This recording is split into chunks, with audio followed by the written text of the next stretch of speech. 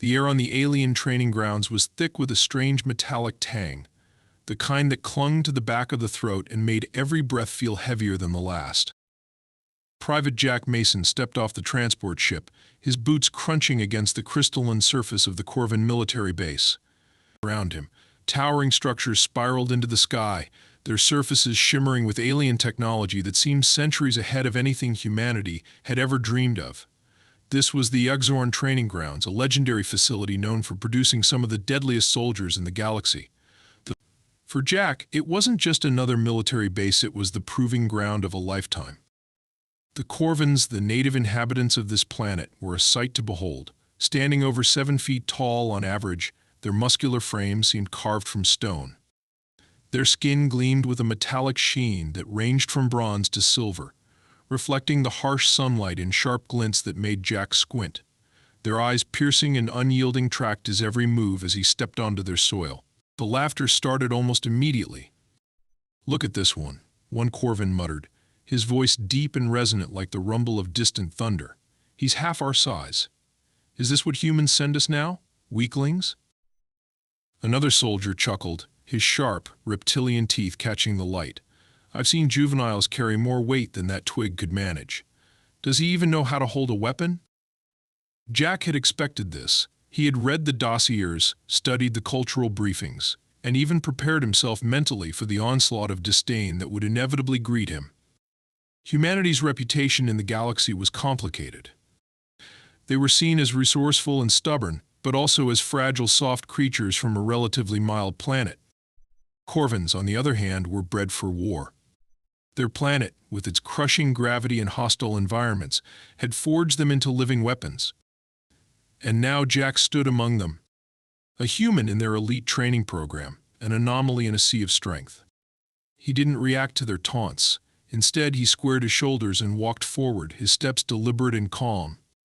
His military training had drilled into him the importance of composure, of not letting the enemy see your nerves. And in this moment, the Corvans were the enemy not in combat, but in spirit. They were testing him, probing for weakness, and Jack had no intention of giving them the satisfaction. At the far end of the landing platform, a figure stepped forward, the Corvin training sergeant. If the soldiers around Jack were imposing, this man, or rather, this being, was a living monument to intimidation. He stood at least 8 feet tall, his silver skin marred by deep scars that crisscrossed his arms and face. His armor, battered but polished, bore the insignia of countless battles. The air seemed to still as he approached, his heavy footsteps echoing across the platform. "So this is the human recruit," the sergeant said, his voice a growl that seemed to vibrate through Jack's chest. He stopped a few feet away, towering over Jack, his piercing amber eyes locking onto the human with an intensity that would have made lesser men falter. "Private Mason, is it?" Jack snapped to attention, his hand shooting up in a crisp salute. "Yes, sir. Private Jack Mason, reporting for duty." The sergeant's gaze swept over him, taking in every detail. Jack could feel the weight of the scrutiny, the unspoken judgment in those amber eyes. After what felt like an eternity, the sergeant's lips curled into a smirk. "You're smaller than I expected," he said, his tone dripping with condescension. "Are all humans this? Diminutive?" There was a ripple of laughter from the Corvin soldiers gathered nearby. Jack kept his face impassive, his eyes fixed straight ahead. "No, sir," he replied evenly. "Some of us are even smaller." The laughter grew louder, and for a moment the sergeant seemed taken aback by Jack's response. Then, to Jack's surprise, the giant let out a low chuckle. "Well, at least you've got a sense of humor," he said. "You'll need it here. Corvin training is no place for the weak or the faint-hearted. If you're expecting special treatment because you're human, you've come to the wrong place." "I wouldn't expect anything less, sir," Jack said, his voice steady. The sergeant studied him for a moment longer, then turned to address the assembled soldiers. "Listen up." He barked, his voice booming across the platform. "We have a new recruit among us, a human. I know what you're all thinking.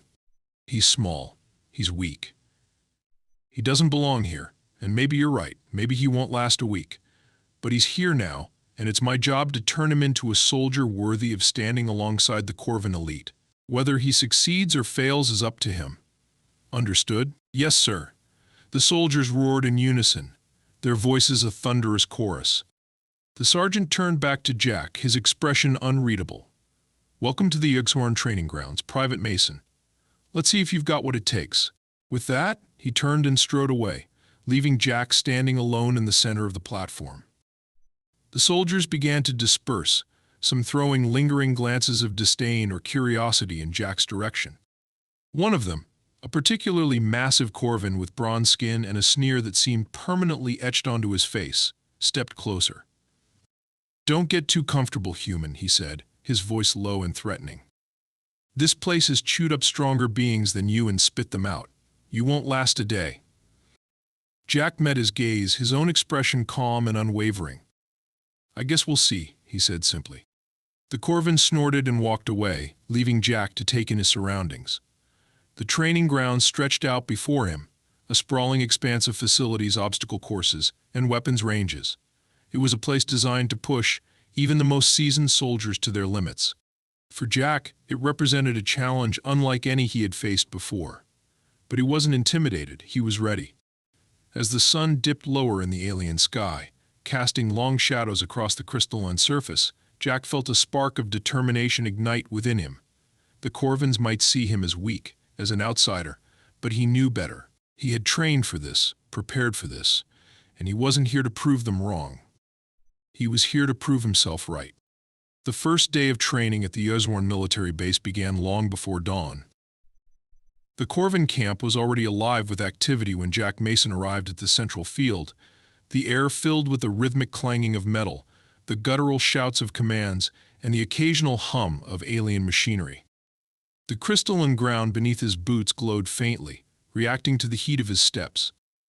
Around him, the towering Corvan soldiers moved with practiced precision, their massive frames casting long shadows in the dim pre-dawn light. It was a world that felt like it belonged to giants, and Jack was the lone human in their midst. He arrived at the designated assembly area, where the Corvan recruits were already forming into ranks. Their metallic skin gleamed under the flickering light of the training field's plasma lamps. Jack could feel their eyes on him, their stares heavy with disdain and amusement. Whispers traveled quickly through the ranks, accompanied by occasional bursts of laughter. "Is this their idea of a joke?" A voice rumbled behind him. Jack didn't need to turn around to know it was one of the Corvan recruits. "Do they think we're running a daycare now?" "Careful," another voice replied, this one dripping with mock sympathy. "He might stub his toe on the training equipment." The laughter that followed was deep and resonant, rolling across the field like distant thunder. Jack kept his expression neutral, his eyes fixed ahead. He knew better than to rise to the bait. The moment he showed any sign of weakness, anger, frustration, or doubt, he'd be confirming everything they thought about him. Instead, he let their words wash over him, a meaningless hum in the background as he focused on the task at hand. The Corvan sergeant, the same towering figure who had greeted Jack with thinly veiled skepticism the day before, strode onto the field. His presence alone silenced the murmurs, his piercing amber eyes sweeping over the recruits. "Line up," he barked, his voice a sharp command that sent even the most boisterous soldiers into rigid attention. Jack fell into place at the edge of the line, his smaller stature making him stand out even more. The sergeant's gaze lingered on him for a moment, his expression unreadable, before moving on. "Today's training will test your strength and endurance," the sergeant announced. "We'll start with the basics. If you can't handle that, you have no place here." He gestured toward the far end of the field, where a series of colossal weapons were displayed on massive stands. Each one was a testament to Corvan engineering: gravity hammers, plasma lances, and a particularly intimidating weapon that looked like a cannon fused with a battering ram. Their sheer size was enough to make Jack's stomach tighten, though he kept his face impassive. "These weapons are designed for Corvans," the sergeant continued. "They require strength, skill, and discipline to wield. Today you'll prove whether you're worthy of handling them." The recruits began murmuring excitedly, their confidence evident. For the Corvans, this was a chance to show off their natural advantages, to flex their strength in front of their peers. For Jack, it was something else entirely: a test of resilience, of ingenuity, and of the mental fortitude that had brought him this far. One by one, the recruits stepped forward to demonstrate their prowess. The first was a hulking Corvan with bronze skin and arms as thick as tree trunks. He approached the gravity hammer, a massive weapon that seemed to hum with energy, and lifted it effortlessly. The crowd cheered as he swung it in a wide arc, the ground trembling with the force of the impact. The sergeant nodded approvingly. "Next," he called.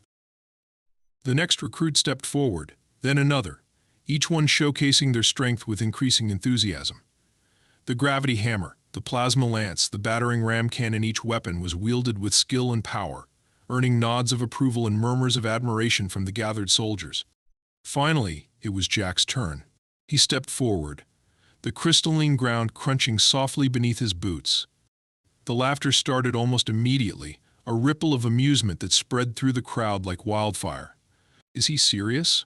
someone muttered. "He'll break his arms just trying to lift it," another added. The sergeant said nothing, his piercing gaze fixed on Jack. It was a silent challenge, an unspoken question: "Do you belong here?" Jack approached the gravity hammer, his steps steady and deliberate. Up close, the weapon was even more intimidating, its massive frame humming with a low, steady vibration. It was easily twice his height and weighed more than any human weapon he'd ever encountered. The Corvans were right to doubt him by their standards. This was impossible. But Jack wasn't thinking about their standards. He studied the hammer for a moment, his fingers brushing against its cool metallic surface. Its weight distribution was uneven, with the majority of its mass concentrated in the head. He could feel the vibrations resonating through his fingers, a subtle but constant force that required precision and control to manage. It wasn't just a test of strength, it was a test of balance and technique. Jack took a deep breath, centering himself. His military training had prepared him for moments like this, moments when brute force wasn't enough, when strategy and focus made all the difference. He adjusted his grip, positioning his hands on the hammer shaft in a way that maximized leverage. The Corvans continued to jeer, their voices a cacophony of doubt and ridicule, but Jack tuned them out. He focused on the hammer, on the mechanics of the lift, on the mental image of success, and then he pulled. The hammer resisted at first, its massive weight refusing to budge. Jack's muscles strained, the veins in his arms standing out as he poured every ounce of his strength into the effort. For a moment it seemed like the Corvans were right, that the hammer was an immovable object, that Jack was out of his depth. But then, slowly, the hammer began to rise. The laughter stopped. It wasn't a smooth motion. The hammer's uneven weight made it a constant battle for control, but Jack didn't let up. He adjusted his stance, shifting his weight to maintain balance, and pushed through the burning in his muscles. Inch by inch, the hammer rose higher, its massive head gleaming under the plasma lamps. By the time Jack lifted the hammer above his head, the field was silent. The Corvans stared, their expressions a mix of shock and disbelief. The weapon that had been a symbol of their strength and superiority now rested in the hands of a human. Jack held it there for a moment, his arms trembling under the strain, before lowering it carefully back to the ground. He turned to face the crowd, his breathing heavy but steady, and met their stunned gazes with a calm, unwavering expression. "Well," he said, his voice carrying across the silent field, "that wasn't so bad." The silence broke, replaced by a low murmur of amazement. The sergeant stepped forward, his amber eyes gleaming with something Jack hadn't seen before: respect. "That," the sergeant said, his voice steady and measured, "was unexpected." The other recruits didn't know how to react. Some looked at Jack with newfound respect, while others seemed to struggle with the reality of what they had just witnessed. For Jack, it was a small victory, a single moment in a long journey. But it was enough to shift the tide, to plant the seed of doubt in their assumptions about humanity. As the Corvan sergeant dismissed the recruits for the day, Jack walked back to his place in the ranks, his muscles aching but his spirit unshaken. The whispers followed him, less mocking now, tinged with curiosity and, perhaps, a hint of admiration. Jack didn't need their approval. He didn't need their acceptance. All he needed was the next challenge, and he was ready for it. The morning after Jack's unexpected triumph with the gravity hammer dawned cold and crisp, the alien sky painted in hues of violet and gold. The Exorn training grounds, as always, were already alive with activity. Jack emerged from the barracks to find the other recruits gathered on the field, their metallic skin catching the faint light as they stretched and prepared for the day's challenges. Whispers rippled through the group as Jack approached. He could feel their eyes on him, no longer filled with scorn but with something closer to curiosity and perhaps grudging respect. But if Jack thought the events of the previous day had earned him any reprieve, he was quickly proven wrong. Private Mason. The booming voice of the Corvan sergeant cut through the crisp air, silencing the murmurs. The sergeant's massive form emerged from the shadows of the training pavilion, his piercing amber eyes fixed on Jack. Step forward. Jack obeyed without hesitation, stepping into the center of the field. The recruits parted to make room, their expressions a mix of anticipation and unease. The sergeant stood before Jack, his towering presence as imposing as ever. "You surprised us yesterday," the sergeant said, his voice steady and deliberate. "But one moment of strength does not make a soldier. The Corvan elite are forged through relentless trial and discipline. Today you will face a true test." Jack nodded, his face calm despite the tension building in his chest. "Yes, sir." The sergeant gestured toward the far end of the field, where a new set of challenges had been prepared. The recruits turned to look, and a collective murmur of disbelief rippled through the group.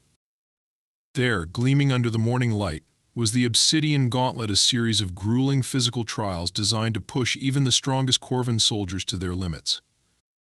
The gauntlet consisted of 3 main stages: the Razor Ridge, a treacherous climb over razor-sharp crystalline spires; the Gravity Corridor, a narrow passage where gravity increased exponentially with each step; and the final challenge, the Core Forge, where recruits had to carry a superheated plasma core across a field of shifting terrain.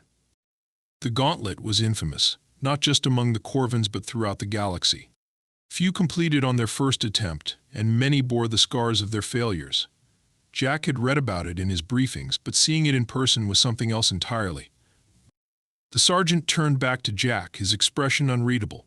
"You will run the gauntlet," he said. "Alone." The recruits exchanged glances, their disbelief palpable.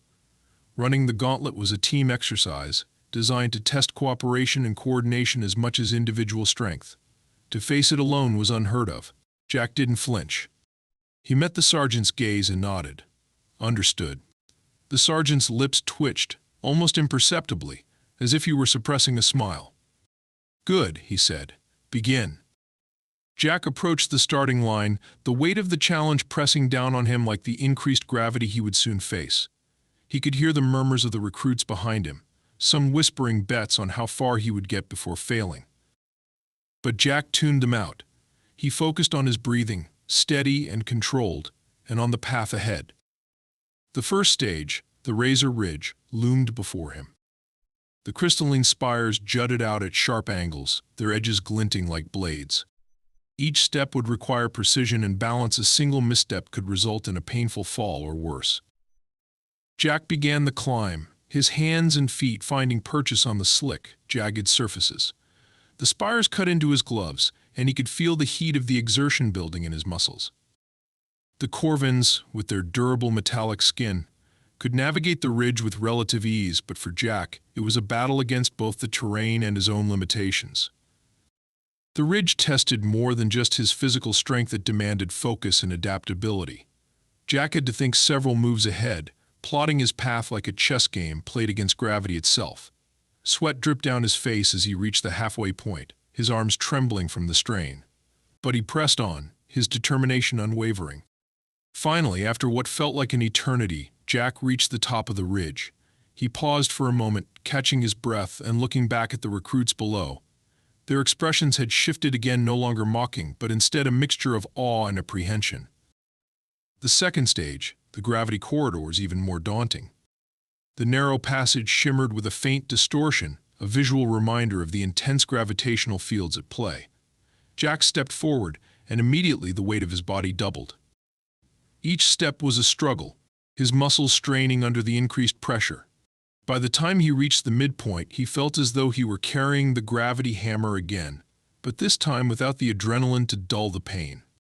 The recruits watched in silence as Jack pushed forward, his movements slow but deliberate. Every step was an act of willpower, a refusal to give in to the crushing force. The corridor seemed endless, each step taking an eternity, But Jack's training had prepared him for moments like this. He focused on his breathing, on the rhythm of his movements, and on the knowledge that every step brought him closer to the end. When he finally emerged from the corridor, his body felt like it had been through a meat grinder. His legs shook, and his chest heaved with the effort of drawing breath. But he didn't stop. He couldn't. The final stage awaited. The core forge was a test of pure endurance. The plasma core, a glowing orb of superheated energy, rested in a containment unit at the edge of the field. The recruits watched as Jack approached it, their disbelief growing with each step. Carrying the core required not just strength but also resistance to the intense heat it radiated. Even with protective gloves, the task was brutal. Jack lifted the core with both hands, the heat immediately searing through his gloves. He gritted his teeth against the pain and began to move, his steps slow and measured. The terrain shifted beneath him, the crystalline ground reconfiguring itself into treacherous patterns that threatened to throw him off balance.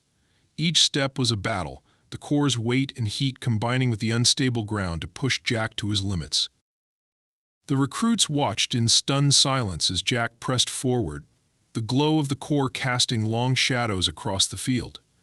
The sergeant stood at the edge of the gauntlet, his amber eyes fixed on the human recruit. For the first time, his expression betrayed a hint of approval. By the time Jack reached the end of the field, his body felt like it was on fire. His arms trembled as he set the core down, his breath coming in ragged gasps. The recruits erupted into cheers, not mockery, but genuine applause. Jack straightened, his gaze meeting the sergeant's. "Well done," the sergeant said, his voice carrying across the field. "You've earned your place here, Private Mason." Jack nodded, too exhausted to speak, but in that moment he knew he had done more than just prove himself. He had changed the way the Corvins saw humanity not as a species of weakness, but as one of resilience and determination. The afternoon sun blazed across the Yugzorn training grounds, its light casting long shadows as it sank lower on the horizon. Jack Mason stood at the edge of the field, his chest heaving with exertion, his arms trembling from the strain of the gauntlet's final challenge. Sweat dripped from his brow, mixing with the faint sting of alien grit that clung to his skin. Around him, a palpable silence hung in the air, a silence that spoke volumes. The recruits, once jeering and dismissive, now stood in stunned silence. Their gazes, once filled with scorn, were heavy with disbelief and, for many, an unspoken admiration. For a moment, the only sound was the faint hum of the Obsidian Gauntlet's machinery powering down in the distance. Jack had not just survived the infamous trial, he had conquered it alone, a feat no Corvin had ever attempted, let alone accomplished. The towering sergeant broke the silence, stepping forward with his signature deliberate stride. His piercing amber eyes scanned Jack from head to toe, assessing him with an intensity that made the air feel heavier. Jack straightened, willing himself to stand tall, despite the searing ache in his muscles. "Private Mason," the sergeant began, his voice a deep rumble that resonated through the field. "You have completed the Obsidian Gauntlet, alone." The recruits murmured among themselves, their voices low but charged with energy. The words carried weight. To finish the gauntlet as a team was an accomplishment. To finish it alone was unthinkable. The sergeant's tone was unreadable, a mix of acknowledgement and curiosity, as though he were still trying to reconcile what he had witnessed. "You've done what many Corvins fail to achieve," the sergeant continued. "But tell me, this was its strength, or sheer stubbornness, that carried you through?" Jack met the sergeant's gaze, his expression steady despite his exhaustion.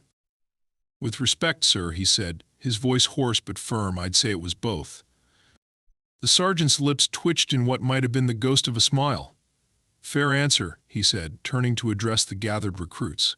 "And let this be a lesson to all of you. Strength is not only a matter of muscle. It is a matter of will, of determination. Today, this human has demonstrated what it means to endure." The recruits exchanged glances, their disbelief giving way to begrudging nods of agreement. For the first time, Jack felt the shift in the atmosphere, not just respect, but the beginnings of camaraderie. He had earned his place among them, not through words or promises, but through action. But the day was far from over. As the sergeant dismissed the recruits, Jack made his way back to the barracks, his body aching with every step. The crystalline surface of the training grounds glinted beneath his boots, reflecting the dimming light. The adrenaline that had carried him through the gauntlet was fading, replaced by an overwhelming fatigue. Yet even as his muscles screamed for rest, Jack couldn't shake the flicker of satisfaction that burned in his chest. He had done it. He had proven to himself and to the Corvins that he was more than they had expected. Inside the barracks, the atmosphere was different. The Corvan recruits, once openly dismissive, now regarded him with quiet respect. One of them, a massive figure with bronze skin and sharp, reptilian features, approached Jack as he settled onto his bunk. "That was impressive," the Corvan said, his voice low but sincere. "I've never seen anyone Corvan or otherwise do what you just did." Jack looked up, surprised by the lack of condescension in the recruit's tone. He nodded, his exhaustion evident. "Thanks," he said simply. The recruit hesitated, as though weighing his next words. "Name's Vorik," he said finally, extending a massive hand. "I think I might have underestimated you." Jack shook Vorik's hand, his grip firm despite his weariness. "Jack," he replied, "and I don't blame you. Most people do." Vorik let out a low chuckle, a sound that seemed almost foreign coming from the imposing figure. "Well, you've earned more than a few admirers today. Don't let it go to your head."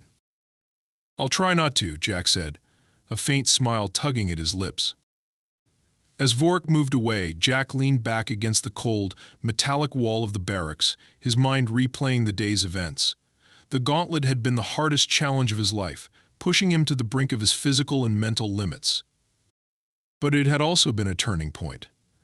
For the first time he felt like he truly belonged, not just as a human among Corvins, but as a soldier among equals.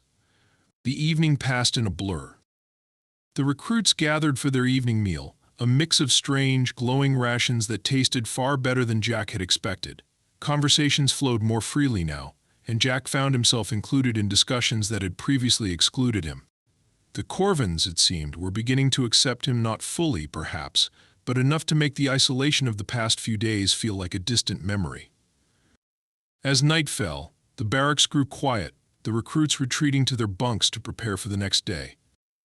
Jack lay awake for a while, staring at the faintly glowing ceiling and listening to the rhythmic hum of the base's power systems. His body ached, his muscles protesting every movement, but his mind was calm.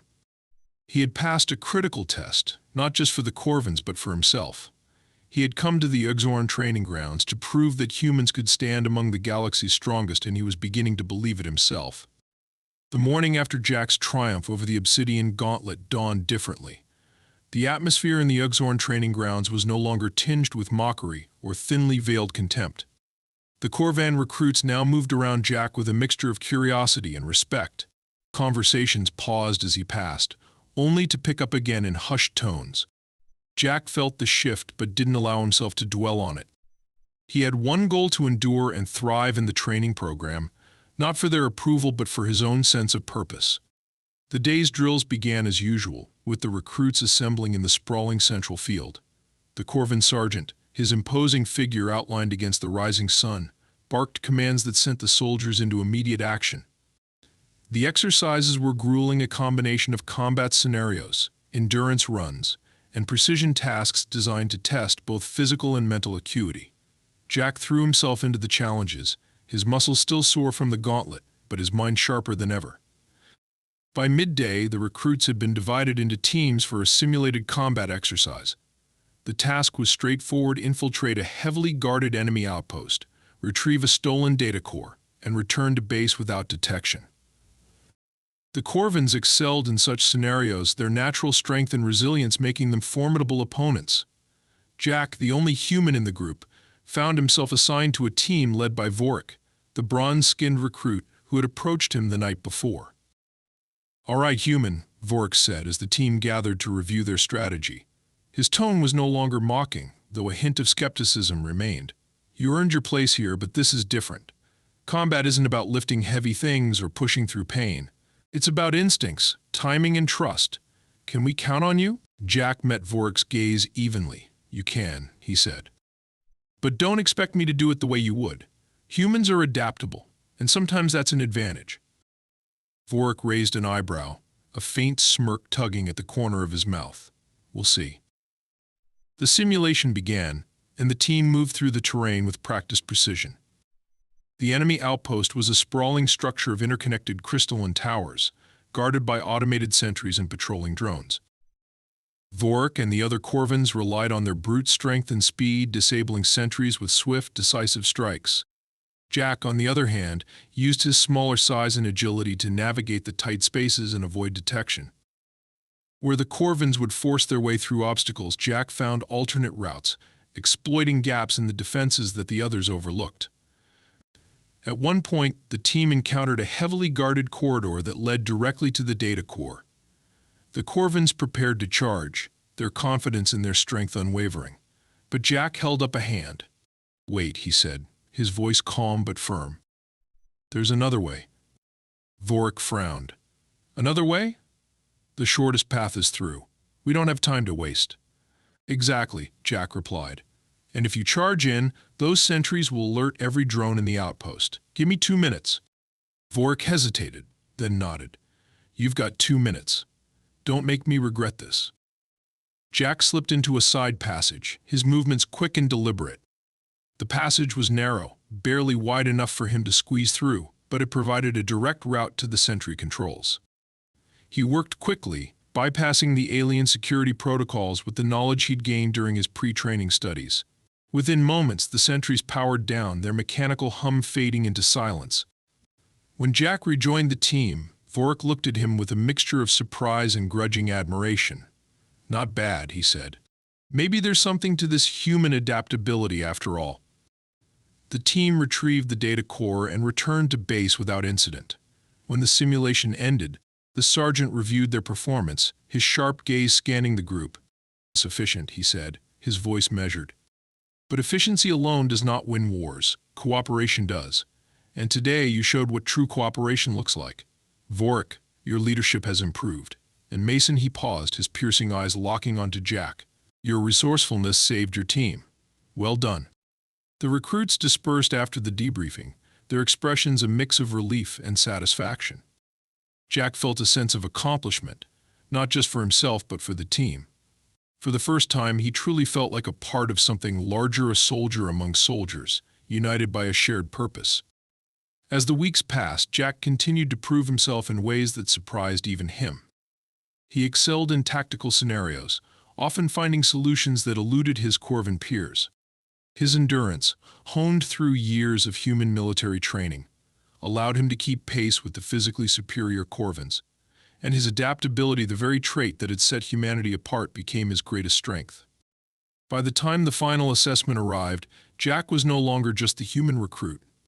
He was Mason, a soldier who had earned the respect of his peers and the approval of his superiors. The assessment was the ultimate test, a live combat exercise against a rival training unit from another Corvin base. The stakes were high, and failure was not an option. The exercise began under the cover of night, the recruits moving silently through the dense alien terrain. Jack and Vorik, now an unlikely but effective team, led their squad with precision and determination. The rival unit was formidable, their tactics brutal and unrelenting, but Jack's team held their ground. In the final moments of the exercise, Jack found himself face to face with the enemy commander, a towering Corvin with a reputation for ruthlessness. The commander's plasma lance crackled with energy, its glow casting eerie shadows across his metallic skin. Jack had no such weapon, his only advantage was his speed and ingenuity. The fight was intense, a blur of movement and strategy. Jack dodged the commander's strikes, using the terrain to his advantage. He feinted left, then right, drawing the commander into a vulnerable position. When the moment came, Jack struck with precision, disarming the commander and securing the victory for his team. As the exercise ended, the recruits returned to base, their victory celebrated with cheers and laughter. The sergeant, his expression unusually solemn, addressed the group. "You have all proven yourselves today," he said. "But one among you has surpassed every expectation. Mason, step forward." Jack obeyed, his heart pounding as he stood before the sergeant. The other recruits watched in silence, their respect evident in their gazes. "You came here as an outsider," the sergeant said. "A human among Corvins. Many doubted you. I doubted you. But you have shown us what it means to persevere, to adapt, and to overcome. You are no longer just a human recruit. You are one of us." The sergeant extended a hand, and Jack shook it, his grip firm and unwavering. In that moment he felt a sense of belonging he had never known before. He had not only survived the Yugzorn training program, he had thrived, proving that humanity had a place among the galaxy's strongest. As the recruits dispersed for the evening, Jack stood alone for a moment, looking out over the training grounds. The journey had been grueling, filled with doubt and challenges that had pushed him to his limits. But it had also been transformative, a testament to the strength of the human spirit. Jack Mason, the lone human among giants, had earned his place, and he knew that this was only the beginning.